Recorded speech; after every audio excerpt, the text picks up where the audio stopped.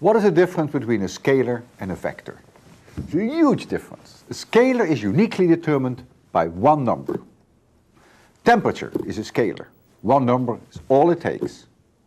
Mass, your weight, that's a scalar. Power, energy, those are scalars. The speed of your car is a scalar. One number tells it all. The size of my shoes, which in the United States I think is 11 to 12, and in Europe 44 to 45. But in all these cases, one number tells the entire story. That is not the case with vectors. Vectors have a magnitude and they have a direction. So you cannot characterize a vector by simply one number. You need more than one number. Examples of vectors that we will see in this course are, for instance, velocities, acceleration, force, momentum, angular momentum, torque, impulse, and position vector.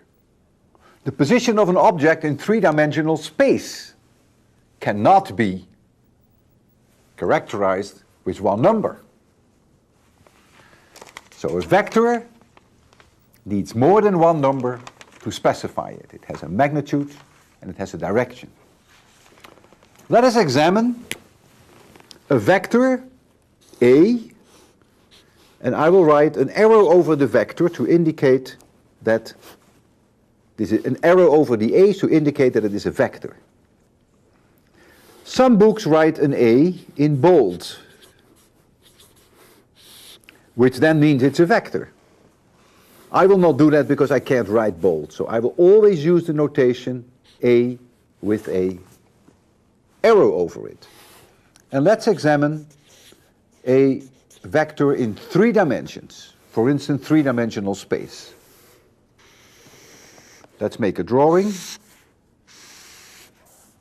X, Y, Z. And we have a vector A, like so. This is A. And I will project this A onto the XY plane. And then I will further project it onto the Y-axis. We call this A of Y. I project it onto the X-axis, which is A of X. And I will project it onto the Z-axis, which is A of Z. We call this a Cartesian coordinate system. Three numbers uniquely define this vector. The numbers AX, AY, and AZ uniquely define this vector. And the vector notation that you may see in certain books are as follows. A, or some books write you an A in bold, and then they may simply give you these three components, A of X, A of Y, and A of Z. I will not do that. I prefer a different notation. I will write almost always that A with an arrow over it is the X component of A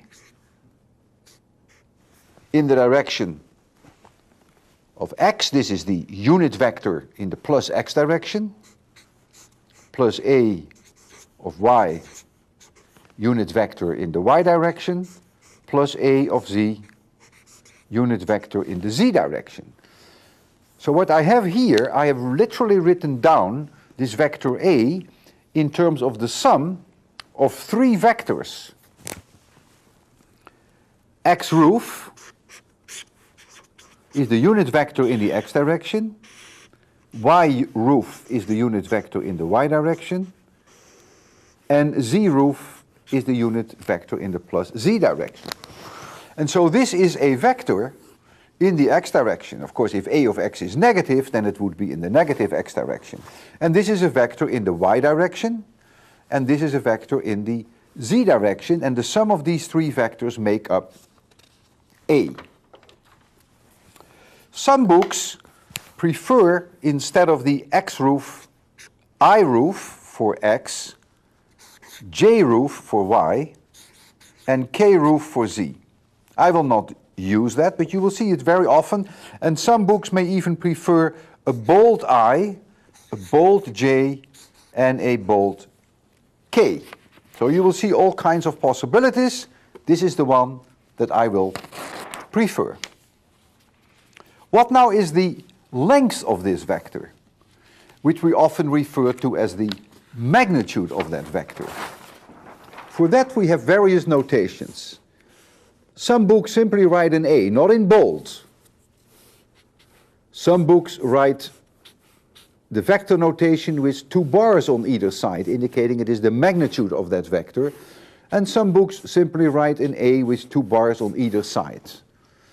I may use either one of these 3 as it suits me. In any case, the magnitude of that vector, call it the length of that vector, equals the square root of ax squared plus ay squared plus az squared. This itself, by the way, is a scalar. It's just one number. I'll give you an example. Let's have a velocity vector. And the velocity vector is given by 3 x roof plus 2 y roof minus 4 z roof. What this means is that if we assume that distances are always measured in meters and times are measured in seconds, it means that the component in the x direction is plus 3 meters per second. The component of the velocity in the y direction is also plus, and it is in this case plus 2. The component of the velocity in the z direction is 4 meters per second, but it is in the minus z direction.